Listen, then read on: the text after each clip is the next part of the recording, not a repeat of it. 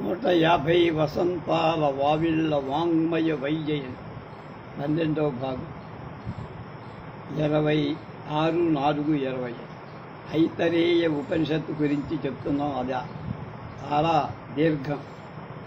2వ అధ్యాయం 1వ అధ్యాయంలోకి వచ్చాం. 2వ అధ్యాయం వెనక ఉదహరించిన సంహితోపనిషత్తు ఈ తృతీయ ఆరణ్యానికి చరమ భాగం, చివరి భాగం.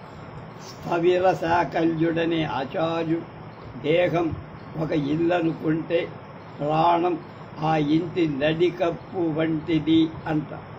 కప్పుకు ఆధారమైన అడ్డదూలం ఇంటికి ఆధారమైన నిలువు దూలం మీద నిలిచి ఉన్నట్లే తద్యథా కాలావంశే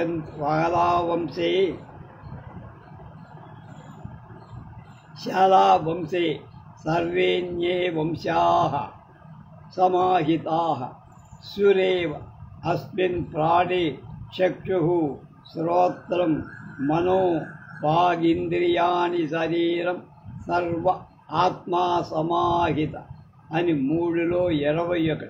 చక్షుషులు కన్ను, చెవి, మనస్, వాక్కు, ఇంద్రియాలు ఈ శరీరం మొత్తం ప్రాణాధారితం. ఇక్కడ ప్రాణమంటే దేహము యొక్క లోపల ఉన్న చైతన్యమే కాదు, సమస్త జీవకోటి గతి విధానాలకు ఆలంబనమైన ఆత్మశక్తి అని అర్థం.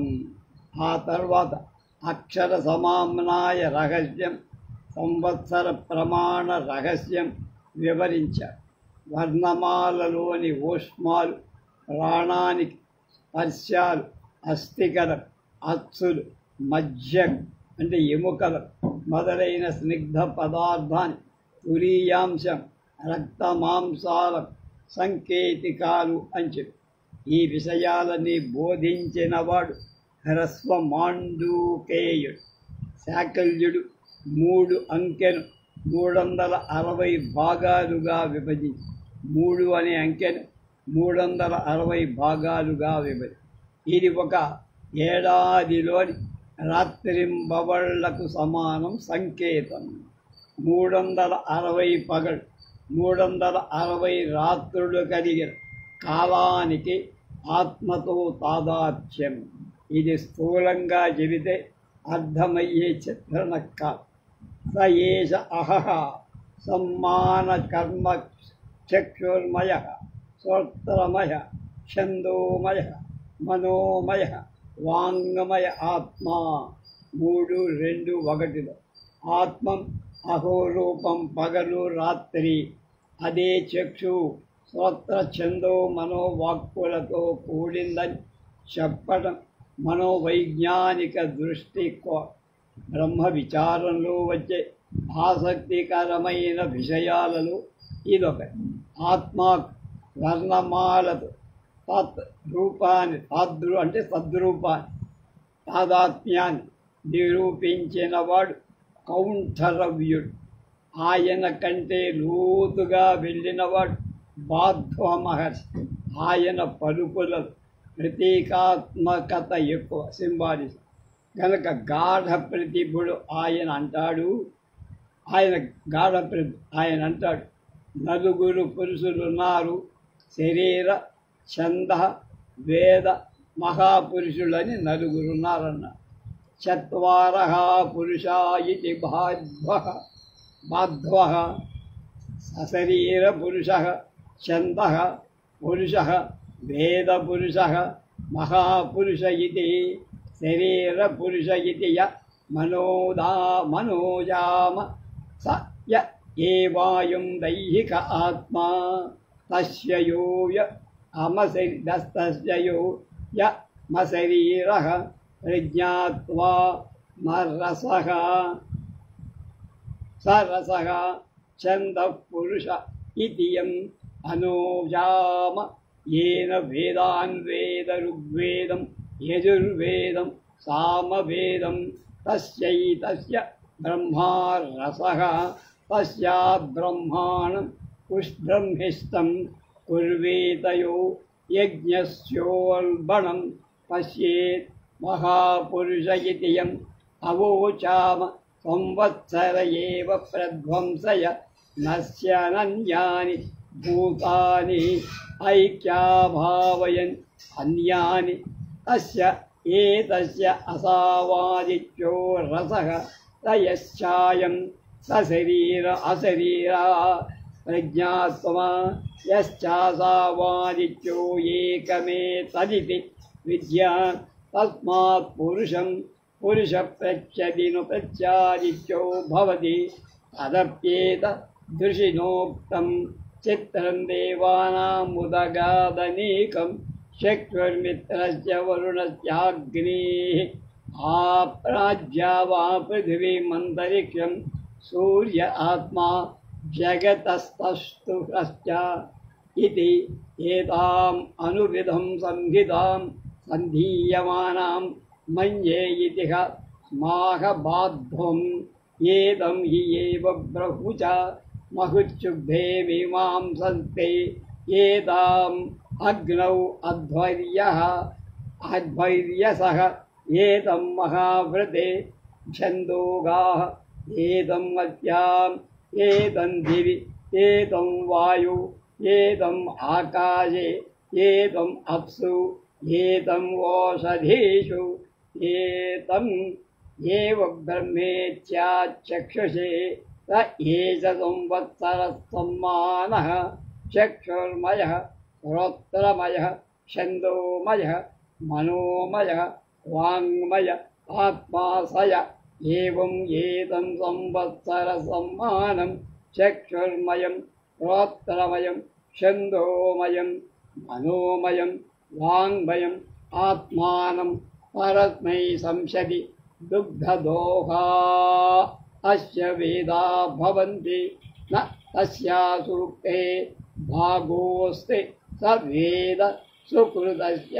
పంధానం ఇది తదప్యేతదృశిక్నోక్తం యస్తిధ్యాయ సఖివిధం సఖాయం న తస్య వాచ్యపి భాగో అస్తి యదీం శృణోచ్ఛలకం శృణోతి నహి ప్రవేద సుకృతస్య పంధాం ఇతి న తస్యా సూక్తే భాగోస్తి న వేద సుకృతస్య పంధానమిచ్చేత చదుక్తం భవతి తస్మాదేవం విద్యాన్న పరస్మై అగ్నిచినుయాత్ న పరస్మై మహావ్రతేన స్తురీవ స్తువీత స పరస్మర పరస్మా స పరస్మాయేతదః శంసేత్కామం పిత్రే వాచార్యామ వా నా సంసేదాత్మనః ఏనాయ తత్కృతం భవతి అని మూలం. తైత్తిరీయ ఉపనిషత్తులో మనకు తెలిసిందే, అంత విశదంగా కాకపోయి సంక్షిప్తంగా ఇక్కడ చెప్పబడి దేనిని మనం శారీరక పురుషుడని అంటున్నాము అది నిజానికి అక్షర సమామ్నాయమే.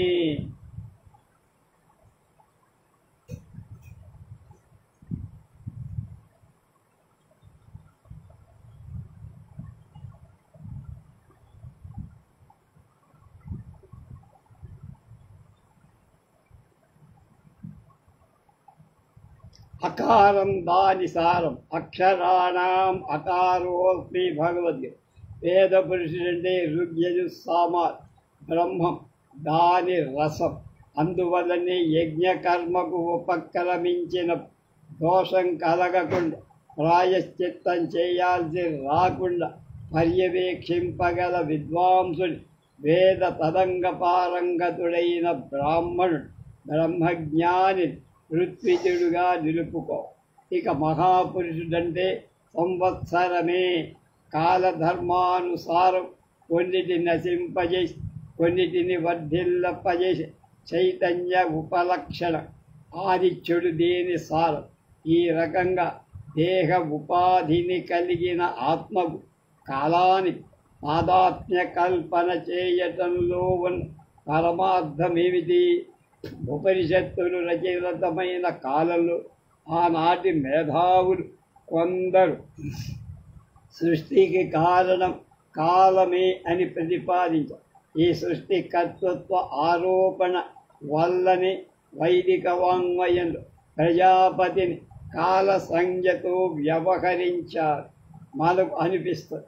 కనుక ఆ మాటకు వస్తే భగవంతుడే కాదు, ఏ వస్తువైనా ఉన్నది అని అంగీకరించాలంటే కాలము యొక్క ప్రమేయం ఉండాలి.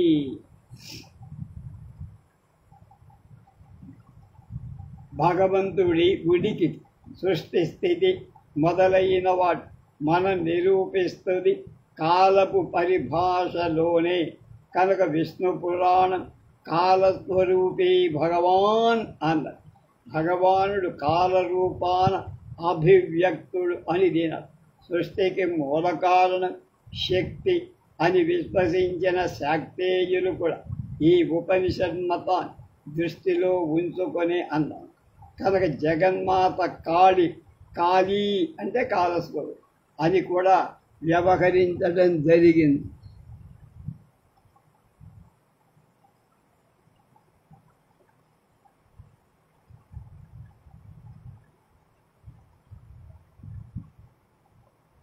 ఆదిత్యుడిని ఆధారంగా అహోరాత్రాల ప్రమాణం నిశ్చయింపబడు. కనుక సంవత్సరాన్ని ఆదిత్యుడు సారం, ఎస్సెన్స్ అన్నది. అలాగే సమంజసం. అయితే కాలమన్నది బయట కనపడేదే కాక ఆంతరంగికం, వాస్తవం కూడా. వ్యక్తినిష్టం కావటం చేత కాలాన్ని అఖండము, నాన్ స్టాప్ కాలం అంటే. కాలానికి మహాపురుషుడితో ఆదిత్యుడితో అభేదం చెప్పారు. అశరీరమైనటువంటి ప్రజ్ఞాత్మలు సశరీరుడైన ఆదిత్యుడిలో ఉన్నవాడు ఒక్కడే. ప్రతి పురుషుడు ఆదిత్యుడే, ప్రతి పురుషుడు దివ్యుడే. చిత్రం దేవానాం తస్తు షష్ఠ ఇందాక చెప్పు. అలాగే అన్న భావాన్ని కనుక చూస్తే జగత్తు కంటే కదిలే ప్రాతర్భజనీయమైన ప్రత్యక్ష దైవం మిత్రావరుణాగ్నుల చక్షుస్సు స్థావర జంగమాలన్నిటికీ జగత్తు అంటే కదిలేది, వస్తుత కదలిక లేని, ఆత్మ జాగృతమై ఉంది అని దీనర్థం. ఋగ్వేదాన్ని పఠించే గానం చేసేవాడు బహ్వాదుడు ఈ ఆత్మస్వరూపుణ్ణి మహాదుగ్ధంలో కనుగొనాలని తత్వ విచారం చేస్తారు. యజుర్వేద సారం యజ్ఞ కర్మలను అనుష్ఠించే అగ్నిలో దర్శించే ప్రయత్నం చేస్తారు. సామ ప్రయోగ నిపుణులైన ఛందోగులు మహావ్రతంలో అన్వేషిస్తారు. భూమిలో, రోజులో, వాయు ఆకాశాలలో, నీటిలో, ఓషధి వనస్పతులలో, చంద్రుడిలో, నక్షత్రాలలో, సర్వభూతాలలో ఆయన్ని చూడచ్చు, దర్శనీయు. ఆయనే బ్రహ్మం అంటారు. సంవత్సరంలో మానవీయుడైన ఈ ఆత్మరూపుడు చక్షుర్మయుడు కళ్ళలో, శ్రోత్రమయుడు ఛందోమయుడు అన్న, మనోమయుడు వాంగమయుడు. ఈ విధంగా సర్వమయమైన బ్రహ్మాన్ని దర్శించిన మహాపురుషుడు పురోహితుడై ఇతరుల కోసం ఆత్విజ్యానికి పాల్పడడు అని. వేదాధ్యయనం అతనికి ఐహిక భోగాలను సంపాదించి పెట్టే వృత్తి విద్య కాదు. గురువే స్వయంగా బోధించిన బ్రహ్మవేత్తకు యజ్ఞకర్మలు ఫలాపేక్షలు నిర్నిమిత్త. ఆచార్యులు నేర్పిన సకర్మక ఆరాధన విధానం అతనిని ఏ విధంగా నిర్బంధింపలేదు.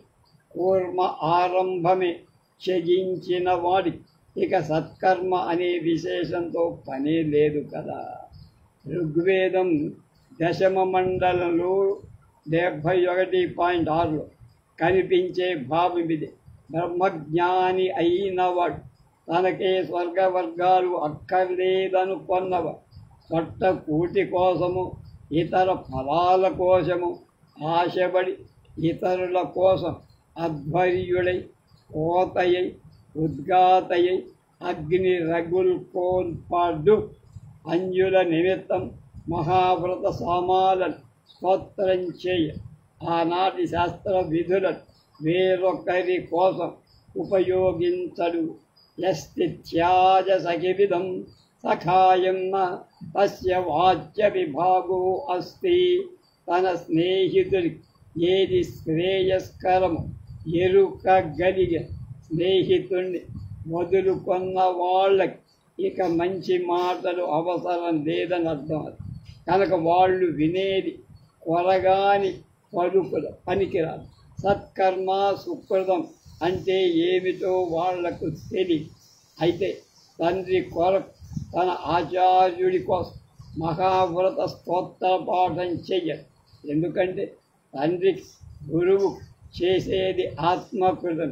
వాళ్ళకి చేస్తే తనకు దానం చేసుకున్నాడు, తనకు దానం చేసుకుంటే పరమాత్మకి అని వేదం అంటారు. ఈ సందర్భంలో బృహదారణ్యకం 5-5-2లో ప్రసక్తమై కొన్ని దుర్నిమిత్త మృత్యువును సూచించే అపశకునాల ప్రస్తావన కూడా ఈ అధ్యాయంలో వస్తారు. ఇక్కడ దాని అవసరం ఏమిటో, ఈ ఆరణ్యకంలో దానికి ప్రవేశం ఎందుకో చెప్పబడిందో చెప్పడం కష్టం.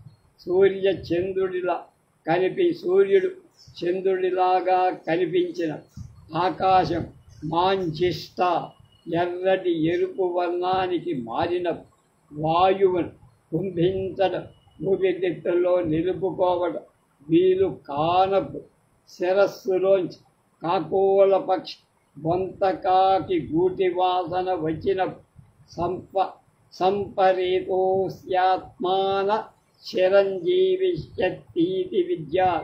మనిషి తన మృత్యువు దగ్గరలో ఉంది అని గ్రహించాలి. ఇవన్నీ మృత్యువుకి కారణాలు. గ్రహించిన వెంటనే స యత్కరణీయం మన్యేత తత్కుర్వీత యదంతి యచ్చ దూరకే. తన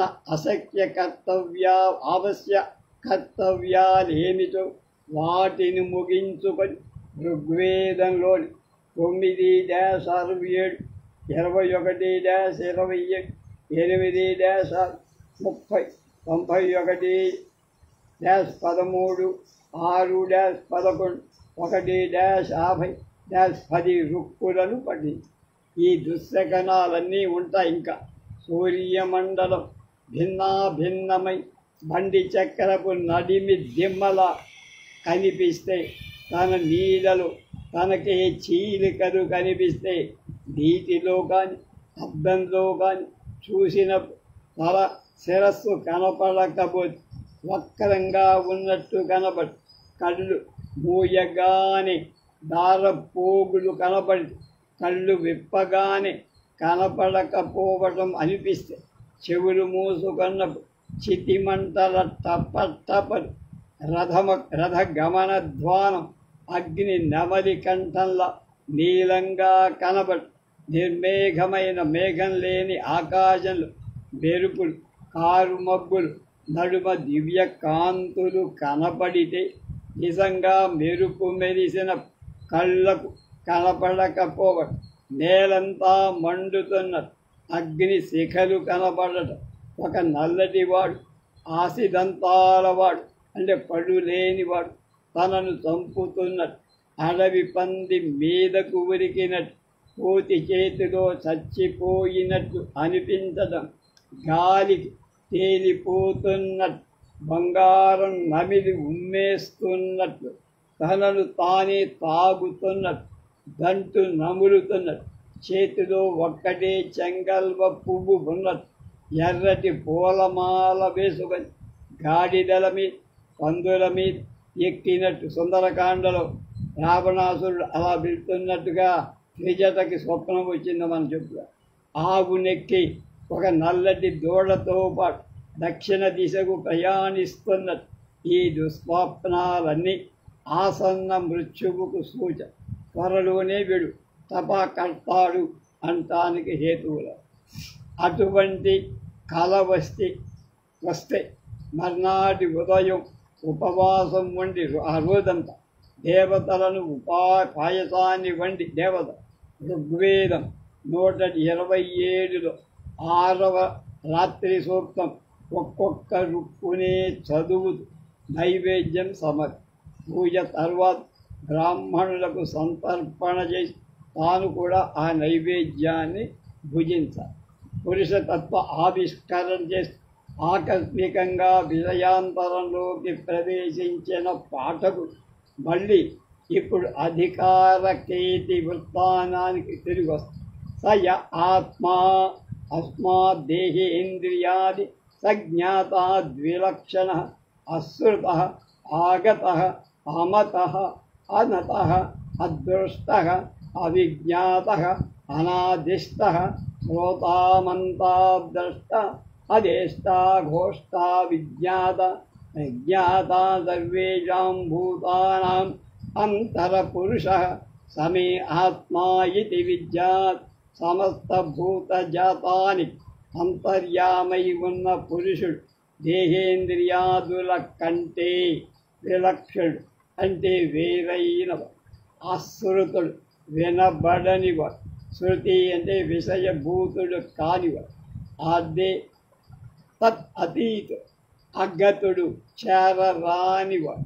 అంటే ఎక్కడుంటాడో మనకు తెలియదు, అక్కడికి వెళ్ళలేము. అలాగే అమతుడు, భావింపరాని. అన్నతుడు, ఎవ్వరికీ లొంగనివాడు. అదృష్టుడు, కనపడు. అవిజ్ఞాతుడు, గ్రహింపరానివాడు. అనాదిష్టుడు, ఎప్పుడు ఆజ్ఞాపింపబడనివాడు. తాను ఆజ్ఞాపిస్తాడే కానీ ఇతరుడెవడు అతన్ని ఆజ్ఞాపించలే.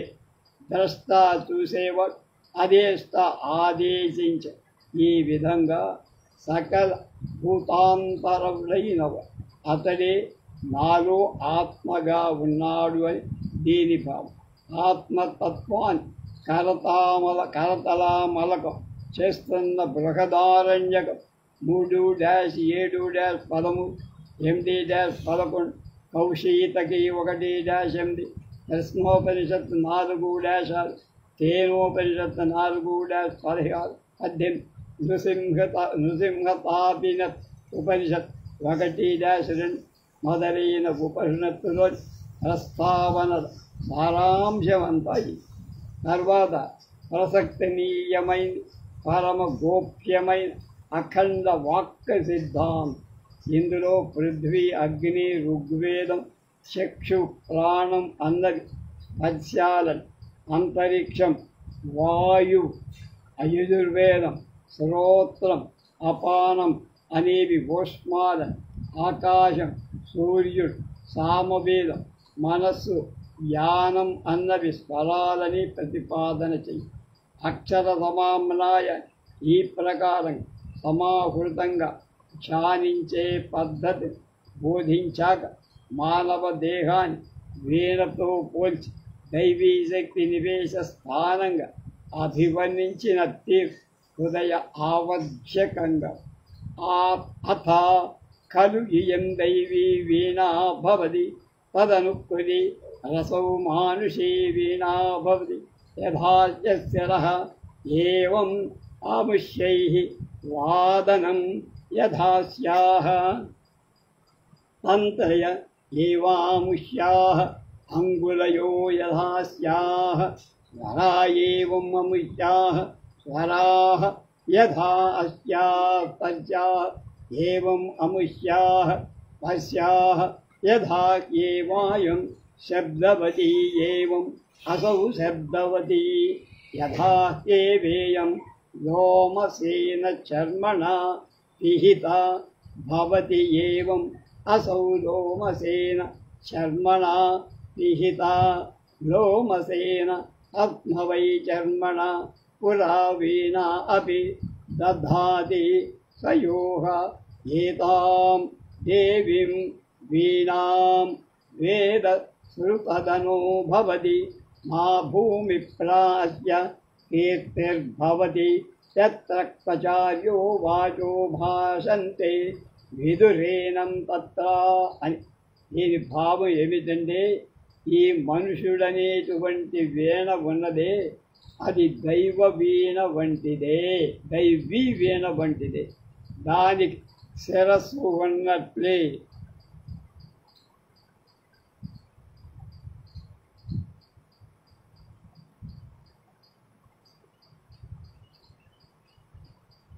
దీనికి కూడా శిరస్సు ఉంది.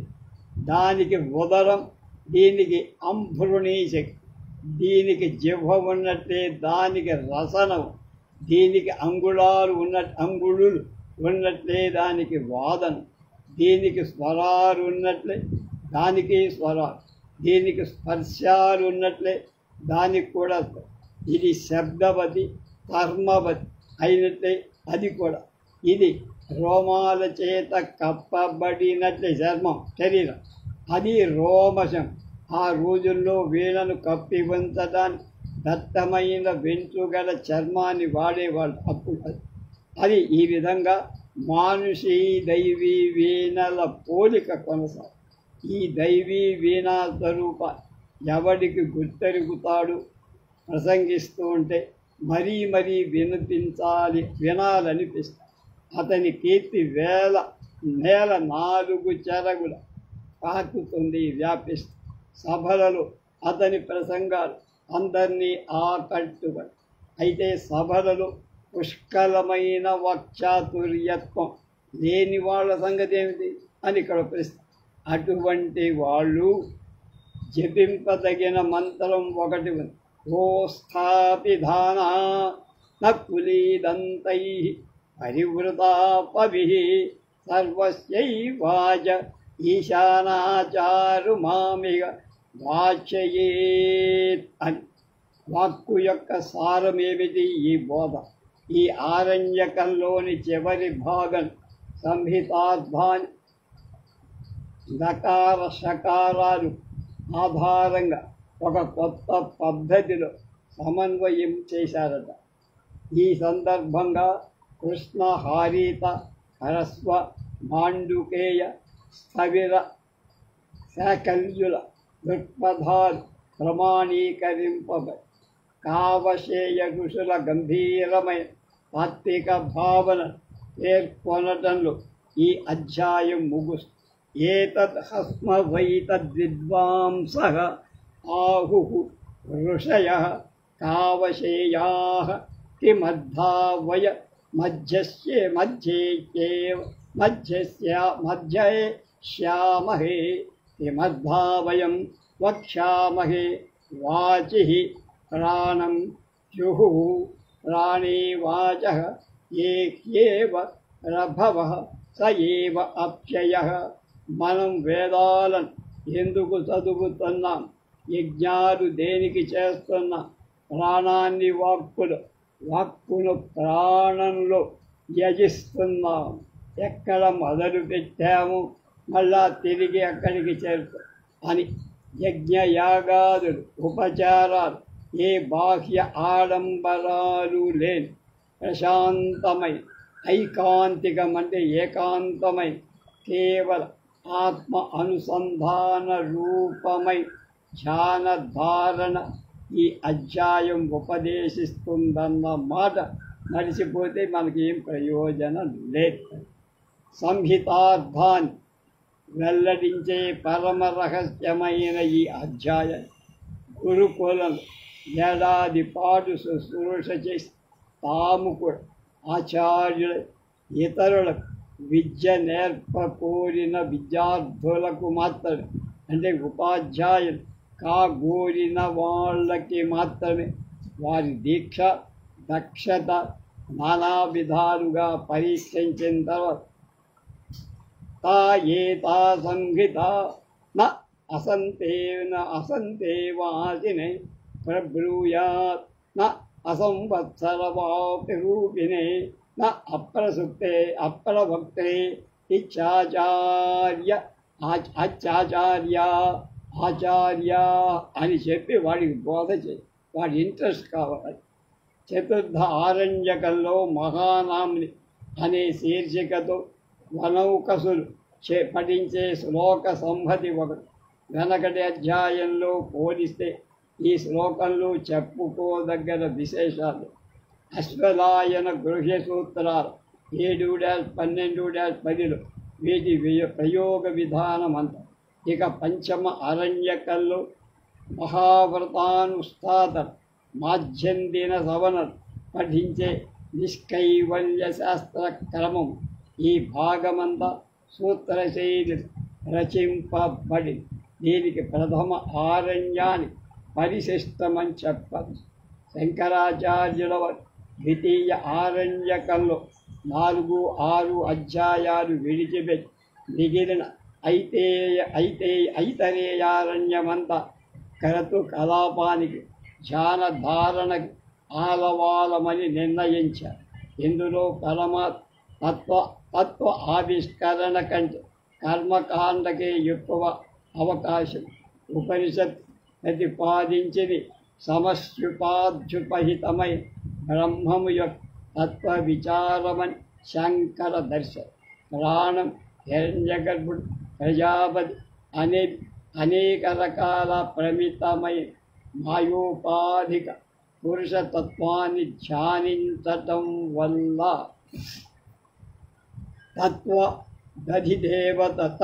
అధిదేవత అనుగ్రహం మాత్రమే కలుగు.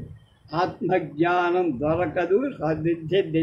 శ్రీమత్ శంకర భగవత్పాదు ఆత్మషట్కమని సంకలించిన ప్రస్తుత భాగం అధ్యారోప అపవాద రూప.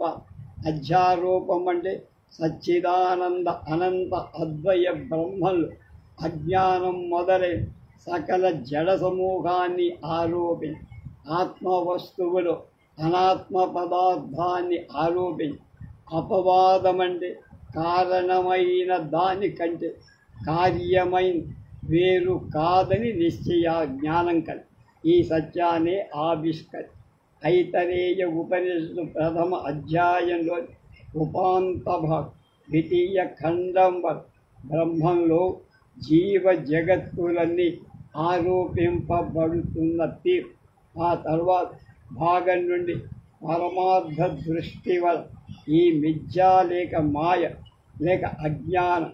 అజ్ఞానం అంటే జ్ఞానం లేకపోవటం కాదు, విపరీత జ్ఞానం తొలగిపోవడం, అధికరింపబడటం. ఐతరేయ ఉపనిషత్తు మొత్తం మీద ఇంత చెప్పాం కదా, దీని సారాంశం చెప్పు. నిఖిల జగత్సారభూతమైంది ఆత్మ. ఆత్మ భిన్నమైన పదార్థం వేరొకటి లేదు. ఆత్మతో భిన్నం కాని పదార్థం. ఆత్మే ప్రజ్ఞానం బ్రహ్మస్వరూప చైతన్యం. ఇంద్రుడు, ప్రజాపతి మొదలు అత్యంత సూక్ష్మ అణువు దాకా సమస్తం ఆత్మస్వరూపం. అద్వితీయమైన ఈ ఆత్మతత్వాన్ని గ్రహించినవారు అమృతత్వాన్ని పొందుతారు. ఇదే బ్రహ్మ విద్య. బ్రహ్మ విద్యాధారణ రూపమై ఈ గ్రంథంలో ఉపక్రమం అంటే ప్రతిపాది వస్తుతత్వ అవగాహనతో ప్రారంభించడం, ఉపసంహారం తాత్పర్య నిర్ధారకమైన ముగింపు చెప్పడం. 3 అభ్యాసం అంటే ఆయా ప్రకరణలు ప్రతిపాదించిన విషయ క్రమంగా ప్రతిపాదించడం. 4 అపూర్వత ఇతర ప్రమాణాలతో నిమిత్తం లేకుండా పోవడం. 5 ఫలం విషయ ప్రయోజనాన్ని బోధించడం. 6 అర్థవాదం ప్రకరణలో ప్రతిపాద్య విషయాన్ని మళ్ళీ మళ్ళీ ప్రశంసించడం అనే 6 లింగాలు ప్రకాశాశ్చర్ధ ప్రకాశాలుగా అనుసరిస్తాయి. గ్రంథాదిని ప్రతిపాదింపబడిన ఆత్మే నా ఇదమేవ ఏవాగ్ర ఆసీత్ అంతను ప్రజ్ఞాన బ్రహ్మంగా సజ్ఞానం బ్రహ్మ స ఏతేన ఏతేన అప్రజ్ఞేన ఆత్మన అని నిరూపితమైనందువల్ల దీని సంపుటీకరణ సార్థకంగానే ఆత్మావ ఏష బ్రహ్మ మొదలై ఏ వాక్యాన్ని తీసుకున్న ప్రధాన విషయం ఆత్మతత్వమే. ఈ విషయ ప్రతిపాదనలో మౌలికత కూడా దీన్ని ఉపనిషత్తుగా నిర్ణయించడం ఎంత ఔచిత్య భరితము చెప్పకుండానే చెబుతోంది అన్నారు. ఈ ఆత్మజ్ఞానాన్ని అమృత సిద్ధి ఫలం. అలాగే అమృతం లోకాలను సృష్టించి, ఆత్మ లోకాలను సృష్టించి ఆ లోకాలలోనికే ప్రవేశించిందని చెప్పడం, ఆత్మ యొక్క అద్వితీయత నిరూపించడం. ఇదే ఆత్మ పరం. తస్య త్రయ అవసధ అన్న దళంలో జాగ్రత్త స్వప్న సుషుప్త్యాదులందు కూడా ఆత్మ ప్రకాశ తత్వమే ఎక్కువగా ఉండందువల్ల ఉత్తమ అధికారులు ఈ గ్రంథం పరమ ఆదరణీయం అనటంలో సందేహం లేదు. సంసార విముక్తులై అమృతత్వాన్ని సాధించ కోరినవ దశోపనిషత్తులు బ్రహ్మ విద్యాసార సంగ్రహ రూపమైన ఐతరేయ ఉపనిషత్ తప్పక అధ్యయనం చేయి. ఆదర్శ మిత్రుడు శ్రీ వెంకటేశ్వరుడు మేము ఇద్దరం చాలా కాలంగా స్నేహితులమై ఉండటం చెప్పి ఆయన శీలం, సేవ వీటి గురించి తగిన రీతిని వర్ణించడం నాకు చాలా కష్టం. విస్తారమై సత్కార్యాచరణం ఆయన చూపిన నిరాడంబరత్వం అప్రతిమ. బలవంతుడు పేద అనే భేదం చూడక పాత్రుడైన వాడు ఏ